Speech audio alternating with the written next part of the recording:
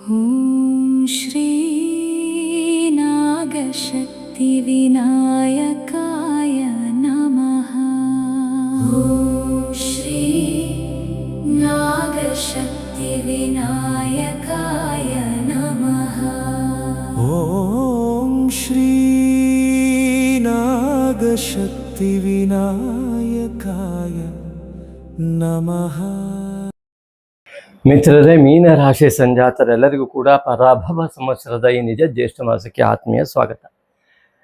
ಅತ್ಯುತ್ತಮವಾದ ಮಾಸ ನಿಮಗೆ ಲಭ್ಯವಾಗಲಿ ಅಂತ ಆಶಯದೊಂದಿಗೆ ನಾಗಶಕ್ತಿ ವಿನಾಯಕನ ಸಂಪೂರ್ಣ ಆರಾಧನೆ ಫಲ ನಿಮಗೆ ಲಭ್ಯವಾಗಲಿ ಅಂತ ಹೇಳ್ತಾ, ಈ ಒಂದು ರಾಶಿಯಲ್ಲಿ ಸ್ಥಿತನಾದಂಥ ಶನಿ ದ್ವಿತೀಯಾಧಿಪತಿ ಅಂತ ಕೂಜನು ತೃತೀಯಕ್ಕೆ 20 ಜೂನ್ರಂದು ಪ್ರವೇಶ ಮಾಡ್ತಾ, ರವಿಯು ಚತುರ್ಥದಲ್ಲಿ ವಿರಾಜಮಾನನಾಗಿ ಷಷ್ಠಾಧಿಪತಿಯಾಗಿ, ಚತುರ್ಥಾಧಿಪತಿ ಅಂತ ಬುಧನು ಪಂಚಮಕ್ಕೆ ಪ್ರವೇಶವನ್ನು 22ನೇ ತಾರೀಕು ಜೂನಂದು ಪ್ರವೇಶ ಮಾಡ್ತಾ, ಗುರುವು ಕೂಡ ಅಲ್ಲಿಯೇ ವಿರಾಜಮಾನನಾಗಿದ್ದು, ಶುಕ್ರನು ಅಲ್ಲಿಯೇ ವಿರಾಜಮಾನನಾಗಿದ್ದು, ಜುಲೈ 4ರಂದು ಸಿಂಹ ರಾಶಿಯನ್ನು ಪ್ರವೇಶ ಮಾಡಿ ಕೇತುಯುತಿಯನ್ನು ಹೊಂದಿ ವ್ಯಯದಲ್ಲಿರುವ ರಾಹು ದೃಷ್ಟಿಯುಕ್ತನಾಗ್ತಾನೆ. ಅದರಲ್ಲೂ ಕೂಡ ಈ ಒಂದು ಮಾಸ ಎನ್ನುವಂಥದ್ದು 16 ಜೂನ್ನಿಂದ ಪ್ರಾರಂಭವಾಗಿ ಜುಲೈ 14ರವರೆಗೆ ಈ ಒಂದು ಮಾಸದ ವ್ಯಾಪ್ತಿ ಇದೆ.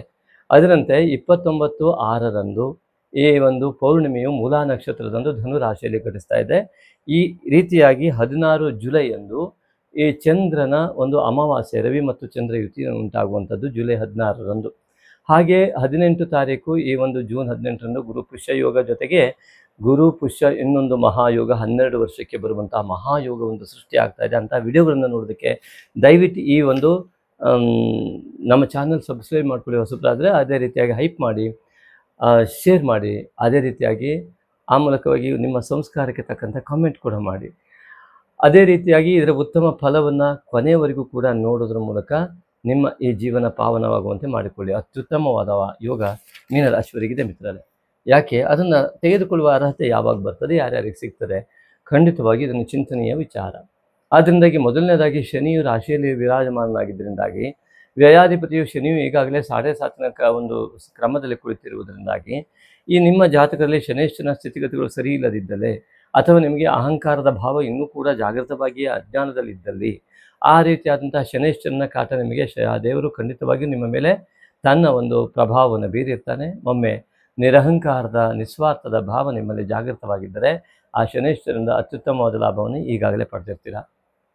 ಮತ್ತು ಇದು ಕೇತುಬಾಧಿತವಾದಂಥ ಶನೇಶ್ವರನಾಗಿದ್ದರಿಂದ ಅನೇಕರಿಗೆ ಮಾಯೆಯೊಂದು ಆವರಿಸಿರಬಹುದು. ನಿಮ್ಮ ಯೋಗವೇ ತಿಳಿಯದಂತಹ ಸ್ಥಿತಿಗತಿಗಳಲ್ಲಿದ್ದು ಮಂದತ್ವವನ್ನು ಕೂಡ ಮಂದಚಾರನಾದ ಶನೇಶ್ವರನಿಂದ ನೀವು ಪಡೆದಿರಬಹುದು. ಆದ್ದರಿಂದಾಗಿ ಕೇತುವಿನ ಬಾಧೆಯಿಂದ ವಿಮುಕ್ತವಾಗಿ ನಿಮ್ಮ ನಿಜವಾದ ಯೋಗ ಶನೇಶ್ವರನಿಂದ ಮುಕ್ತವಾಗಲು ಆ ಒಂದು ರಾಹು ಕೇತುವಿನ ಬಾಧಾ ನಿವೃತ್ತಿಗೋಸ್ಕರವಾಗಿ ನಾಗಶಕ್ತಿ ವಿನಾಯಕನ ಆರಾಧನೆಯನ್ನು ಮಾಡಿ. ಜಗತ್ತಿನಲ್ಲಿ ಇರತಕ್ಕಂತಹ ಸಮಸ್ತ ಗ್ರಹ ಸ್ಥಿತಿಯ ದೇವತಾರಾಧನೆಯ ಸಂಪೂರ್ಣ ಫಲ ಸಿಗುವುದಕ್ಕೆ ಇರುವ ಏಕೈಕ ಆರಾಧನೆ ಶ್ರೀ ನಾಗಶಕ್ತಿ ವಿನಾಯಕ ಆರಾಧನೆ. ಓಂ ನಾಗಶಕ್ತಿ ವಿನಾಯಕಾಯ ನಮಃ ಎನ್ನುವಂತಹ ನಾಮೋಚ್ಚಾರಣೆಯನ್ನು ನಿರಂತರವಾಗಿ ಮಾಡ್ತಾ ಬನ್ನಿ. ಯಜ್ಞಾನಾಂ ಜಪಯಜ್ಞೋಸ್ಮಿ ಎನ್ನುವಂತಹ ಭಗವದ್ಗೀತೆಯಲ್ಲಿ ಕೃಷ್ಣನ ವಾಕ್ಯದಂತೆ ಆ ನಾಮೋಚ್ಚಾರಣೆ ನಿಮ್ಮಲ್ಲಿ ಉಂಟಾಗ್ತಾ ಇರಲಿ. ಆಗ ನಿಮ್ಮ ಈ ಒಂದು ರಾಹುವಿನ ಮತ್ತು ಕೇತುವಿನ ಯಾವ ಛಾಯಾಗ್ರಹದ ಮಾಯ ಆವರಿಸಿ ನಿಮ್ಮ ನಿಜವಾದ ಯೋಗಕ್ಕೆ ಮಾಯೆಯು ತುಂಬಿಕೊಂಡು ಬಿಟ್ಟಿರುತ್ತೋ, ಆ ಮಾಯೆಯಿಂದ ಆಚ್ಛಾದಿತವಾಗುತ್ತೋ, ಅದು ಮುಕ್ತವಾಗುವಂತೆ ಮಾಡ್ತದೆ. ಅದೇ ರೀತಿಯಾಗಿ ಮನಸ್ಸಿನಿಂದ ಮಾಡಿದ ಪೂಜೆಯೇ ಅತ್ಯಂತ ಮಹಾಫಲ ಕೊಡುವಾಗ, ಮನಸ್ಸಿನಲ್ಲಿಯೇ ಮಾಡುವ ಪೂಜೆಯೇ ಮಾನಸ ಪೂಜೆ. ಆದಿಶಂಕರಾಚಾರ್ಯಾದಿಗಳಿಂದ ಹೇಳುವ ಅತ್ಯಂತ ಶ್ರೇಷ್ಠ ಪೂಜೆ, 100ಕ್ಕೆ 200ರಷ್ಟು ಫಲ ಕೊಡುವ ಮಹಾಪೂಜೆ ಮಾನಸ ಪೂಜೆ. ಅದರಲ್ಲೂ ಕೂಡ ಜಗತ್ತಿನ ಸಂಪೂರ್ಣ ಮಾಯೆಯನ್ನು ದೂರ ಮಾಡಿಕೊಂಡು ನಮ್ಮ ಯೋಗವನ್ನು ಅರಳಿಸಿಕೊಳ್ಳುವುದಕ್ಕಾಗಿರುವ ಏಕೈಕ ಮಾನಸ ಪೂಜೆ ನಾಗಶಕ್ತಿ ವಿನಾಯಕ ಮಾನಸ ಪೂಜೆ. ಇದನ್ನು ನಿರಂತರವಾಗಿ ಯಥಾ ಕ್ರಮದಲ್ಲಿ ಮಾಡ್ತಾ ಬನ್ನಿ. ಅದರಲ್ಲೂ ಕೂಡ ಚಂದ್ರ ಆಧಾರಿತವಾದ ನಿಮ್ಮ ರಾಶಿ ಇದಕ್ಕೆ ಸಂಪೂರ್ಣವಾದ ಫಲ ಪಡೆಯೋದಕ್ಕೆ ನೋಡಿ ಎಂತಹ ಅದ್ಭುತವಾದ ಯೋಗ ಇದೆ ಅಂತ ಮುಂದೆ ಹೇಳ್ತೇನೆ, ಕೇಳಿ. ನಾನು ತಮಾಷೆಗೆ ಖಂಡಿತ ಹೇಳ್ತಾ ಇಲ್ಲ. ದಯವಿಟ್ಟು ಯೋಗವನ್ನು ಪಡೆಯೋದಕ್ಕಾಗಿ ನಾಗಶಕ್ತಿ ವಿನಾಯಕನ ಆರಾಧನೆಯನ್ನು ನನಗೇನು ಹಣ ಕೊಡೋದು ಬೇಡ, ನೀವು ಮನಸ್ಸಿನಲ್ಲಿ ಒಂದು ಮಂಡಲ ಮಾಡಿ ನೋಡಿ, ಅದರ ಫಲವನ್ನು ನೀವು ಅನುಭವಿಸಿ. ಅನೇಕರಿಗೆ ಇದು ಲಭ್ಯವಾಗುವಂತೆ ವಿಡಿಯೋ ಶೇರ್ ಮಾಡಿ, ಅವರ ಜೀವನವೂ ಕೂಡ ಪಾವನವಾಗಲಿ. ಅನೇಕರು ಮಾಡ್ತಾ ಇದ್ದಾರೆ, ಅವರಿಗೆ ಈಗಾಗಲೇ ಲಭ್ಯವಾಗ್ತಾ ಇದೆ. ಆ ಶ್ರದ್ಧೆ ಭಕ್ತಿ ಇದ್ದವರಿಗೆ ಇದು ಅತ್ಯುತ್ತಮವಾದ ಫಲವನ್ನು ಕೂಡ ನೀಡ್ತಾ ಇದೆ. ಅದೇ ರೀತಿಯಾಗಿ ಈ ಒಂದು ನಾಗಶಕ್ತಿ ವಿನಾಯಕನ ಮೂಲ ಮಂತ್ರದ ಹವನವನ್ನು ಕೂಡ ಈ ಹುಣ್ಣಿಮೆ ಮತ್ತು ಅಮಾವಾಸ್ಯೆಯನ್ನು ನಾವು ಆಯೋಜನೆ ಮಾಡ್ತೇವೆ. ಋಣಾತ್ಮಕವಾದ ದೃಷ್ಟಿ ದೋಷ, ಮಾಟ ಮಂತ್ರ, ಪೂರ್ವಜನ್ಮದ ಪಾಪಾಂಶ, ಈ ಜನ್ಮದ ಪಾಪಾಂಶ, ಕುಟುಂಬ ದೋಷಾದಿ ನಿವಾರಣೆಗೆ ಮತ್ತು ಅಧ್ಯಾತ್ಮ ಸಾಧನೆಗಾಗಿ, ಆತ್ಮಚಿಂತನೆಗಾಗಿ, ಅಧ್ಯಾತ್ಮ ಜಪಸಿದ್ಧಿ ಇತ್ಯಾದಿಗಳಿಗಾಗಿ ಈ ಒಂದು ಸಂಕಲ್ಪ ಅಮಾವಾಸ್ಯೆಯನ್ನು ಹಿಡಿದು ನಾಗಶಕ್ತಿ ಮೂಲಮಂತ್ರ ಹವನ ಇಲ್ಲಿ ನಡೆಯುತ್ತೆ. ಅದಕ್ಕೂ ಕೂಡ ನೀವು ನಿಮಗೆ ಇಷ್ಟವಾದ ಕಾಣಿಕೆಯನ್ನು ಕಳುಹಿಸುವ ಮೂಲಕ, ನಿಮ್ಮ ಅಡ್ರೆಸ್ ಇತ್ಯಾದಿಗಳನ್ನು ಕಳುಹಿಸುವ ಮೂಲಕ ನೀವು ಆ ಒಂದು ಯಜ್ಞದ ಫಲವನ್ನು ಕೂಡ ಪಡೆಯಬಹುದು. ಅದೇ ರೀತಿಯಾಗಿ ಪೌರ್ಣಿಮೆ ಈ ಬಾರಿ ಮೂಲ ನಕ್ಷತ್ರದಲ್ಲಿ ನಿಮಗೆ ದಶಮದಲ್ಲಿ ಬಂದಿದ್ದು ಉದ್ಯೋಗಾದಿಗಳಲ್ಲಿ ಅತ್ಯುತ್ತಮವಾದಂಥ ಯೋಗವನ್ನು ಪೌರ್ಣಿಮೆ ಉಂಟು ಮಾಡುತ್ತೆ. ಆ ಸಂಕಲ್ಪವನ್ನು ಮಾಡಿಕೊಳ್ಳಿ. ದೃಢ ಒಂದಿಗೆ ಪೌರ್ಣಿಮೆಯಂದು ನಿಮ್ಮ ಟೆರೆಸ್ ಮೇಲೆ ಕುಳಿತು ಅಥವಾ ಚಂದ್ರನನ್ನು ನೋಡ್ತಾನೋ, ಚಂದ್ರಬಿಂಬವನ್ನು ಕಲ್ಪಿಸಿಕೊಂಡು ಆ ಚಂದ್ರನಲ್ಲಿ ಮುಗ್ಧವಾದಂತಹ ಸುಮನೋಹರವಾದ ಮಂದಹಸಿತವಾದಂತಹ ಮುಗ್ಧ ಬಾಲಕ ಅಷ್ಟವರ್ಷೀಯನಾದಂತಹ 8 ವರ್ಷದ ನಾಗಶಕ್ತಿ ವಿನಾಯಕ ನಾಗ ಯಜ್ಞೋಪವೀತಧಾರಿಯಾಗಿ ಪವಿತ್ರ ಬಂಧದ ಯಜ್ಞೋಪವೀತವನ್ನು ಕೂಡಿ ಭಿಕ್ಷಾಪಾತ್ರವನ್ನು ಹಿಡಿದು ಕೈಯಲ್ಲಿ ಲಡ್ಡುವನ್ನು ಹಿಡಿದು ಅಭಯಸ್ಥವನ್ನು ನೀಡಿದಂತಹ ಶ್ರೀ ನಾಗಶಕ್ತಿ ವಿನಾಯಕನ ಸುಂದರ ಮೂರ್ತಿಯನ್ನು ಕಲ್ಪಿಸಿಕೊಂಡು ಸಂಕಲ್ಪ ಮಾಡಿಕೊಂಡು ಮಾನಸ ಪೂಜೆಯನ್ನು ಮಾಡಿ ಚಿತ್ತ ಶುದ್ಧಿಯಾಗಿ ಪೂರ್ವಜನ್ಮದ ಪಾಪವೇ ತೊಳೆದು ಸಮಸ್ತ ಗ್ರಹಗಳು ಉತ್ತಮ ಫಲವನ್ನು ನಿಮಗೆ ನೀಡಬಲ್ಲವು. ಅದೇ ರೀತಿಯಾಗಿ ಪೌರ್ಣಿಮೆಯಂದು ನಿಮ್ಮ ಜೀವನದ ಉತ್ತಮ ಆಕಾಂಕ್ಷೆಗಾಗಿಯೂ ಮತ್ತು ಈ ಅಮಾವಾಸ್ಯೆಯಂದು ಸಮಸ್ತ ಋಣಾತ್ಮಕ ಶಕ್ತಿಯ ನಿವಾರಣೆಯಾಗಿ ಆತ್ಮಪ್ರಕಾಶನಕ್ಕಾಗಿಯೂ ಮತ್ತು ಪೌರ್ಣಿಮೆಯನ್ನು ಮಾಡುವ ನಾಗಶಕ್ತಿ ವಿನಾಯಕನ ಮೂಲ ಮಂತ್ರ ಹವನಕ್ಕೂ ಕೂಡ ನೀವು ಕಳಿಸಬಹುದು. ಅದೇ ರೀತಿಯಾಗಿ ನಿತ್ಯವೂ ಕೂಡ ಈ ಒಂದು ನಾಗಶಕ್ತಿ ವಿನಾಯಕನ ಆರಾಧನೆಯನ್ನು ಮಾಡ್ತಾ ಅಮಾವಾಸ್ಯೆ ಮತ್ತು ಪೌರ್ಣಿಮೆಯಂದು ಸಂಜೆಯ ಸಮಯದಲ್ಲಿ ಈ ಆರಾಧನೆಯನ್ನು ಮಾಡುವ ಮೂಲಕ ಸಮಸ್ತ ಗ್ರಹಸ್ಥಿತಿಯ ಸಮಸ್ತ ಉತ್ತಮ ಫಲವನ್ನು ಪಡೆಯುವಂತಹ ಯೋಗ ನಿಮ್ಮದಾಗಲಿ. ಅದೇ ರೀತಿಯಾಗಿ ಈ ಒಂದು ಮೀನರಾಶಿಯವರಿಗೆ ಎಂತಹ ಅದ್ಭುತ ಯೋಗ ಅಂತ ಮತ್ತೆ ಹೇಳ್ತಾ ಇದ್ದೀನಿ. ಆದರೆ ವಿದ್ಯಾಸ್ಥಾನದಲ್ಲಿ ವಿದ್ಯಾಕಾರಕನಾಗಿ ಗುರುವು ಉಚ್ಚ ಸ್ಥಾನದಲ್ಲಿ ಬಂದು ಅದರಲ್ಲೂ ಗುರುಪುಷ್ಯ ಯೋಗವನ್ನು 18 ಜೂನ್ ಜುಲೈ 17ರಂದು ಆ ಅತ್ಯುತ್ತಮವಾದ ಚಂದ್ರ ಗುರುಪುರುಷ 2ನೇ ಪಾದದಲ್ಲಿ ಸಮಸ್ತ ನೇರ ರೇಖೆಯಲ್ಲಿ ಸಂಪೂರ್ಣ ನೇರ ರೇಖೆಯಲ್ಲಿ 12 ವರ್ಷಕ್ಕೊಮ್ಮೆ ಬರುವ ಮಹಾಯೋಗ. 12 ವರ್ಷಕ್ಕೊಮ್ಮೆ ಬಂದರೂ ಕೂಡ ಅದೇ ಪಾದದಲ್ಲಿ ಇಷ್ಟೊಂದು ರೀತಿಯಲ್ಲಿ ಸಿಗುವಂಥದ್ದು ಅತ್ಯಂತ ಹುಡುಕೊಂಡು ಹೋಗಬೇಕಾಗತ್ತೆ, ಕಷ್ಟ ಇದೆ. ಆದರೆ ಅತ್ಯುತ್ತಮವಾದ ಯೋಗ, ಅದನ್ನು ಕೂಡ ಫಲ ಸಿಗುವಂಥ ಯೋಗ ಈ ಒಂದು ಮೀನರಾಶಿಯವರಿಗೆ ಲಭ್ಯ ಇದೆ. ಆದರೆ ಕೇತು ಬಾಧಿತವಾದಂತಹ ಗುರು ಏನಿದ್ದಾನೆ, ಚಂದ್ರ ಏನಿದ್ದಾರೆ, ಅದರಿಂದ ಈ ಯೋಗದಿಂದ ವಂಚಿತರಾಗ್ಬೋದು ನೀವು. ಅದಕ್ಕೋಸ್ಕರ ನಾಗಶಕ್ತಿ ವಿನಾಯಕ ಆರಾಧನೆ ಮಾಡಿ ಅಂತ ಮತ್ತೆ ಹೇಳಿರುವಂಥದ್ದು. ಇಲ್ಲಿ ಗುರು ಪುಷ್ಯದ ಚಂದ್ರ ಗುರುವಾರವೇ ಕೂಡ ಬಂದಿರುವಂಥದ್ದು ಗುರುಪುಷ್ಯ ಯೋಗ. ಅದು ಅತ್ಯುತ್ತಮವಾದ ಯೋಗ ಆಗಿರ್ತದೆ. ಅದರಿಂದ ಆ ಯೋಗದಲ್ಲಿ ನಿಮ್ಮ ಎಲ್ಲ ಆಧ್ಯಾತ್ಮಿಕ ಸಿದ್ಧಿ ಇರ್ಬೋದು, ಅಲೌಕಿಕ ಲೌಕಿಕ ಎಲ್ಲ ಸಾಧನೆಗೆ ಸಹಕಾರವಾಗ್ತದೆ. ರಾಶಿಯಿಂದ ಪಂಚಮದಲ್ಲಿ ಇರುವುದರಿಂದಾಗಿ ಒಂದೇ ಒಂದು ಸಂದೇಹ, ವಿದ್ಯಾ ವಿವಾದ ಯಧನಂ ಮದಾಯ ಅಂತ. ಹಾಗೆ ವಿದ್ಯಾಸ್ಥಾನದಲ್ಲಿ ವಿರಾಜಮಾನದಂತಹ ವಿದ್ಯಾಕಾರಕ ಅಹಂಕಾರಕ್ಕೆ ಕಾರಕನಾಗಬಾರದು. ನಮ್ಮ ವಿದ್ಯೆಯು ನಮ್ಮ ಅಹಂಕಾರದ ಮೂಲಕವಾಗಿ ವ್ಯಕ್ತವಾಗಬಾರದು. ಭಾವನೆಯು ಭಕ್ತಿಯುಕ್ತವಾಗಿ ಶರಣಾಗತಿಯ ಭಾವದಿಂದ ತಾಯಿ ತಂದೆ ನಮಸ್ಕಾರ ಮಾಡುವ ಮೂಲಕವಾಗಿ ಯಾಕೆಂದರೆ ಎಲ್ಲವೂ ಸಿಕ್ಬಿಡ್ತದೆ. ಗುರು ಚೆನ್ನಾಗಿದೆ ಅಂತಂದರೆ ಮನುಷ್ಯನಿಗೆ ಸ್ವಾಭಾವಿಕವಾಗಿ ನಾನು ಮಾಡಿದ್ದೆಲ್ಲ ಸರಿಯಾಗ್ತದೆ ಅನ್ನುವಂತಹ ಒಂದು ಭಾವನೆ ಬರುವ ಹಾಗೆ ಅವನ ಕೆಲಸಗಳೆಲ್ಲ ಆಗಿಬಿಟ್ಟಿರುತ್ತೆ. ಹಾಗಾಗಿ ನಾನು ಮಾಡಿದ್ದು ಮಾತ್ರ ಸರಿ, ನಿಮ್ದು ಯಾರ್ದು ಸರಿ ಇಲ್ಲ ಅನ್ನುವಂಥ, ಯಾರಿಗೆ ಯೋಗ ಸರಿ ಇಲ್ಲೋ ಅವ್ರು ಮಾಡಿದ್ದು ಆಗ್ತಾ ಇರೋದಿಲ್ಲ. ಹಾಗಾಗಿ ನಾನು ಮಾಡಿದ ಸರಿ ಅನ್ನುವಂಥ ಭಾವನೆಯಿಂದ ಅಹಂಕಾರ ಜಾಗೃತ ಆಗಿಬಿಡ್ತದೆ, ಅದು ದೋಷ ಆಗಿಬಿಡ್ತದೆ. ಗುರುಗ್ರಹದ ದೋಷಕ್ಕೆ ನಾವು ಪಾತ್ರರಾಗಿ ಗುರುಶಾಪಕ್ಕೆ ಒಳಗಾಗ್ತೇವೆ. ಅದರಿಂದ ಅಬದ್ಧ ಶಬ್ದಗಳ ಟಿಪ್ಪಣಿಗಳು ಏಕೆಂದರೆ ಗುರುಬುಧ ಯುತಿ ಆಗ್ತಾ ಇದೆ. ಅದರ ಜೊತೆಗೆ ಈ ವಾಗಧಿಕಾರಿಯಾದಂತಹ ದೇವಗುರು ಬೃಹಸ್ಪತಿ ನಮ್ಮ ಮಾತಿನ ಅಧಿಕಾರಿ, ಮಾತಿನ ಅಧಿಪತಿ ಬುಧ, ಈ ಎರಡೂ ಸೇರಿದಂಥ ಯೋಗ ಬೇರೆ ಇದೆ. ಇಲ್ಲೇನಾದ್ರು ಅಹಂಕಾರ ಪ್ರವೇಶ ಆಗಿಬಿಡ್ತು ಅಂತಾದರೆ ದೇವೇಂದ್ರ ಇಂದ್ರನಿಗೆ ಬಂದ ಅಹಂಕಾರದಂತೆ ಅಹಂಕಾರ ಮುರಿಯುವ ವ್ಯವಸ್ಥೆಯನ್ನು ಶನೈಶ್ಚರ ರಾಶಿಯಲ್ಲೇ ಕುಳಿತು ಮಾಡ್ತಾನೆ. ಹಾಗಾಗಿ ಶನೈಶ್ಚರ ಮೀನರಾಶಿಯಲ್ಲೇ ಕುಳಿತು ನಿರಂತರವಾಗಿ ನಿಮ್ಮನ್ನು ನೋಡ್ತಾ ಇದ್ದಾನೆ ಮಿತ್ರರೇ. ಅದರಿಂದಾಗಿ ಪೂರ್ವ ಕರ್ಮದ ಫಲದಿಂದಾಗಿ ಅಹಂಕಾರ ಸ್ವಾಭಿಮಾನವಾಗದೆ ಆ ವಿದ್ಯೆಯು ಅಹಂಕಾರವಾಗಿ ಪರಿವರ್ತನೆ ಆಗಿ ಸ್ವಾಭಿಮಾನದ ಮುಚ್ಚಿ ಹೋಗ್ಬೋದು.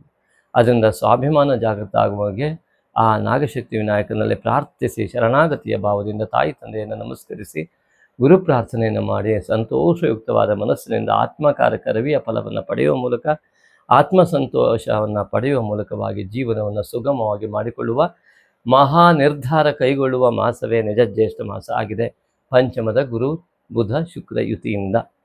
ಇನ್ನು ಚತುರ್ಥದಲ್ಲಿ ರವಿಯು ಷಷ್ಠಾಧಿಪತಿಯಾಗಿ ವಿರಾಜಮಾನನಾಗಿದ್ದರಿಂದ ತಾಯಿ ತಂದೆಯ ಆರೋಗ್ಯದ ಬಗ್ಗೆ ಹೆಚ್ಚಿನ ಗಮನ ಕೊಡಿ. ನಿಮ್ಮ ಆರೋಗ್ಯದ ಕಡೆ ಕೂಡ ಗಮನ ಕೊಡಿ. ಪಿತೃವರ್ಗದ ಆಶೀರ್ವಾದ ಬಲವನ್ನು ಹೆಚ್ಚಿಸಿಕೊಳ್ಳಿ.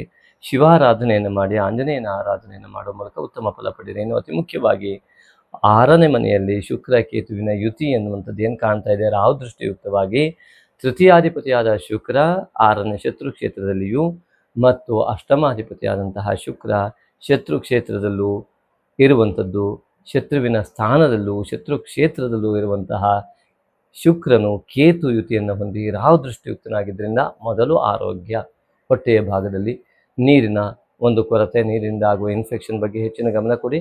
ಮತ್ತು ಅನೇಕ ವಿಘ್ನಗಳನ್ನು ಸ್ತ್ರೀಯರಿಂದ ಪಡೆಯುವ ಯೋಗ, ನಿಮ್ಮ ಕಣ್ಣಿಗೆ ಕಾಣದ ಕೈ ಒಂದು ಕೆಲಸ ಮಾಡಿದ ಭಾವ ಎಲ್ಲವೂ ಕೂಡ ಸೃಷ್ಟಿಯಾಗಿ ಬಿಡಬಹುದು ಈ ಒಂದು ದೋಷದಿಂದ. ಆದರೆ ನಿಮಗಿರುವ ಸಾಮರ್ಥ್ಯದ ಮುಂದೆ ಅದು ಏನೇನೂ ಅಲ್ಲ. ಅಂತಹ ಮಹಾದೋಷವನ್ನು ನಿವಾರಣೆ ಮಾಡಲಿಕ್ಕೆ ಇದೇ ನಾಗಶಕ್ತಿ ವಿನಾಯಕನ ಆರಾಧನೆ, ಗುರು ಆರಾಧನೆ, ಗುರು ಹಿರಿಯರ ಮಾರ್ಗದರ್ಶನ ಅತ್ಯುತ್ತಮವಾಗಿ ಫಲ ಖಂಡಿತವಾಗಿ ಕೊಡಬಲ್ಲದು. ಉದ್ಯೋಗದಲ್ಲಿ ಉತ್ತಮವಾದಂತಹ ಯೋಗವನ್ನು ಕೂಡ ಕೊಡುತ್ತೆ. ಅಂತಹ ಮಹಾಯೋಗ ನಿಮಗೆ ಉಂಟಾಗಲಿ. ಹಾಗಾಗಿ ಹೈಪ್ ಮಾಡಿ, ಸಬ್ಸ್ಕ್ರೈಬ್ ಮಾಡಿ. ನಿಮಗೆ ಸಂಸ್ಕಾರ ತಕ್ಕಂಥ ಕಮೆಂಟ್ ಕೂಡ ಮಾಡೋದನ್ನು ಮರಿಬೇಡಿ. ನಿಮಗೆಲ್ಲ ಕೂಡ ನಾಗಶಕ್ತಿ ವಿನಾಯಕನ ಸಂಪೂರ್ಣ ಆರಾಧನೆ ಫಲ ನಿಮಗೆ ಲಭ್ಯವಾಗುವಂತಾಗಲಿ. ಸರ್ವಂ ಶುಭಂ ಭವತು. ನಮಸ್ತೆ. ಶ್ರೀ ನಾಗಶಕ್ತಿ ವಿನಾಯಕಾಯ ನಮಃ. ಶ್ರೀ ನಾಗಶಕ್ತಿ ವಿನಾಯಕ ಪರಿಹಾರ ಧಾಮ ಶಿವಮೊಗ್ಗ ಶಕ್ತಿಧಾಮ. ಇಲ್ಲಿ ವಿಶೇಷವಾಗಿ ನಿಮಗೊಂದು ಆಸಕ್ತರಿಗೊಂದು ಮಾಹಿತಿ. ಪ್ರತಿ ಹುಣ್ಣಿಮೆಯೆಂದು ಮಾಡುವ ನಾಗಶಕ್ತಿ ವಿನಾಯಕ ಮೂಲಮಂತ್ರ ಹವನಕ್ಕೆ ಮತ್ತು ಅಮಾವಾಸ್ಯೆಯನ್ನು ಮಾಡುವ ಶ್ರೀ ನಾಗಶಕ್ತಿ ವಿನಾಯಕ ಮೂಲಮಂತ್ರ ಹವನಕ್ಕೆ ತಮಗೆಲ್ಲರಿಗೂ ಕೂಡ ಆತ್ಮೀಯವಾದಂತಹ ಸ್ವಾಗತದೊಂದಿಗೆ ಅವಕಾಶವನ್ನು ಕೊಡ್ತಾ ಇದ್ದೇವೆ. ಮುಖ್ಯವಾಗಿ ಹುಣ್ಣಿಮೆಯೆಂದು ಯಾವುದೇ ರೀತಿಯಾದ ವ್ಯಾಪಾರ ಅಭಿವೃದ್ಧಿ ಇರಬಹುದು, ಹಣಕಾಸಿನ ತೊಂದರೆಗಳಿದ್ದಲ್ಲಿ ಇತ್ಯಾದಿಗಳಿಗಾಗಿ ವಿಶೇಷ ಸಂಕಲ್ಪವನ್ನು, ನಿಮ್ಮ ಯಾವುದೋ ಕೆಲಸದಲ್ಲಿ ಜಯ ಆಗಬೇಕು ಇತ್ಯಾದಿಗಳಿಗೋಸ್ಕರವಾಗಿ ಆವತ್ತು ಸಾಮೂಹಿಕವಾದಂತಹ ಈ ಒಂದು ಹವನವನ್ನು ನಾವು ಆಯೋಜಿಸ್ತಾ ಇರ್ತೇವೆ ಪ್ರತಿ ಹುಣ್ಣಿಮೆ ಮತ್ತು ಅಮಾವಾಸ್ಯೆ. ಅಮಾವಾಸ್ಯೆಯ ಸಂಕಲ್ಪ, ಮಾಟ ಮಂತ್ರ, ದೃಷ್ಟಿದೋಷ ಇತ್ಯಾದಿಗಳ ನಿವಾರಣೆಗಾಗಿ ನಾಗಶಕ್ತಿ ವಿನಾಯಕನ ಮೂಲಮಂತ್ರದ ಹವನವನ್ನು ಇಲ್ಲಿ ಆಯೋಜಿಸ್ತಾ ಬರ್ತಾ ಇದ್ದೇವೆ. ಇದಕ್ಕೆ ಮುಖ್ಯವಾಗಿ ತಮ್ಮ ಪಾಲ್ಗೊಳ್ಳುವಿಕೆ ಹೇಗೆ, ಅದರ ಫಲವನ್ನು ನೀವು ಪಡೆದುಕೊಳ್ಳುವುದು ಹೇಗೆ ಎನ್ನುವುದು ಅತಿ ಸುಲಭವಾದ ಮಾರ್ಗ. ನೀವು ನಿಮಗೆ ಇಷ್ಟವಾದ ಕಾಣಿಕೆಯನ್ನು ಹುಣ್ಣಿಮೆಗೋ ಅಥವಾ ಅಮಾವಾಸ್ಯೆಗೋ ಅಂತ ಮೆನ್ಷನ್ ಮಾಡಿ ಅದನ್ನು ವಾಟ್ಸಪ್ ಮಾಡುವ ಮೂಲಕವಾಗಿ ಫೋನ್ಪೇ ಅಥವಾ ಗೂಗಲ್ ಪೇಯನ್ನು ಮಾಡಿ ಅದರ ರಿಸಿಪ್ಟನ್ನು ಹಾಕಿ ನಿಮ್ಮ ಮೂಲ ಅಮಾವಾಸ್ಯೆ ಮತ್ತು ಹುಣ್ಣಿಮೆ ಈಗಾಗಲೇ ಹೇಳಿದ ಉದ್ದೇಶದಂತೆ ಆ ಉದ್ದೇಶವನ್ನು ನಮೂದಿಸಿ, ನಿಮ್ಮ ರಾಶಿ, ನಕ್ಷತ್ರ ಮತ್ತು ಉದ್ದೇಶ ಇಷ್ಟನ್ನು ನೀವು ನಮೂದಿಸಿ ನಮಗೆ ವಾಟ್ಸಪ್ ಮಾಡುವ ಮೂಲಕವಾಗಿ ನೀವು ಖಂಡಿತವಾಗಿ ಇದರಲ್ಲಿ ನಿಮಗೆ ಆ ಒಂದು ಫಲ ಸಿಗುವಂಥದ್ದಕ್ಕೆ ಭಾಗವಹಿಸಲಿಕ್ಕೆ ನಿಮಗೆ ಅವಕಾಶ. ಅದೇ ರೀತಿಯಾಗಿ ಅದರ ಪ್ರಸಾದವನ್ನು ಕೂಡ ತಲುಪಿಸುವಂತಹ ವ್ಯವಸ್ಥೆಯನ್ನು ಕೂಡ ನಾವು ಆದಷ್ಟು ಪ್ರಯತ್ನಪಟ್ಟು ಮಾಡ್ತಾ ಇದ್ದೇವೆ. ಹಾಗಾಗಿ ಅನೇಕರಿಗೆ ಈಗಾಗಲೇ ಆ ಒಂದು ವ್ಯವಸ್ಥೆಯಿಂದ ಅನುಕೂಲ ಆಗಿದೆ. ನಮ್ಮನ್ನು ಸೃಷ್ಟಿಸಿದ ದೇವರಿಗೆ ಋಣಿಯಾಗಿ ದಾನದಲ್ಲೇ ಶ್ರೇಷ್ಠವಾದ ದಾನವಾದ ಸಾತ್ವಿಕ ದಾನವನ್ನು ಮಾಡಲು ಸಹೃದಯ ಆಸಕ್ತ ದಾನಿಗಳಿಗಿದು ಪುಣ್ಯಕಾಲ. ಶ್ರೀ ನಾಗಶಕ್ತಿ ವಿನಾಯಕನ ದೇವಾಲಯ ನಿರ್ಮಾಣಕ್ಕಾಗಿ ಭಕ್ತಿಭಾವದಿಂದ ನೀವು ನೀಡುವ ಒಂದೊಂದು ರೂಪಾಯಿಯೂ ನಿಮ್ಮ ಅನೇಕ ತಲೆಮಾರುಗಳವರೆಗೆ ಪುಣ್ಯವನ್ನು ಪ್ರವಹಿಸುವ ದೇಣಿಗೆಯಾಗಿರುವುದು. ಈಗಾಗಲೇ ಶಿವಮೊಗ್ಗದ ಶಕ್ತಿಧಾಮ ಟೌನ್ಶಿಪ್ನಲ್ಲಿ ನಿರ್ಮಾಣ ಹಂತದಲ್ಲಿರುವ ಶ್ರೀ ನಾಗಶಕ್ತಿ ವಿನಾಯಕನ ದೇವಾಲಯಕ್ಕೆ ಸುಮಾರು 1.5 ಕೋಟಿಯಷ್ಟು ನಿರ್ಮಾಣ ವೆಚ್ಚ ತಲುಪಬಹುದೆಂದು ಅಂದಾಜಿಸಿದ್ದು, ದೈವೇಚ್ಛೆಯಂತೆ ಭಕ್ತಿಯುಕ್ತ ಮುಕ್ತ ಮನಸ್ಸಿನಿಂದ 9448507161 ಈ ನಂಬರಿಗೆ ನಿಮಗೆ ದೇವಪ್ರೇರಣೆಯಾದಷ್ಟು ದೇಣಿಗೆಯನ್ನು ಫೋನ್ಪೇ ಅಥವಾ ಗೂಗಲ್ ಪೇ ಮಾಡಿ ರಿಸಿಪ್ಟನ್ನು ವಾಟ್ಸಪ್ ಮಾಡಿ ಟೆಂಪಲ್ ಅಥವಾ ದೇವಾಲಯವೆಂದು ನಮೂದಿಸಿದಲ್ಲಿ ಸೂಕ್ತ ದೇಣಿಗೆಗೆ ವಾಟ್ಸಪ್ನಲ್ಲಿ ರಶೀದಿ ಕಳುಹಿಸಲಾಗುವುದು. ಹೆಚ್ಚಿನ ಮಾಹಿತಿಗಾಗಿ ವಾಟ್ಸಪ್ ಮೂಲಕ ಸಂಪರ್ಕಿಸಬಹುದು. ಸರ್ವೇ ಜನಾಃ ಸುಖಿನೋ ಭವಂತು.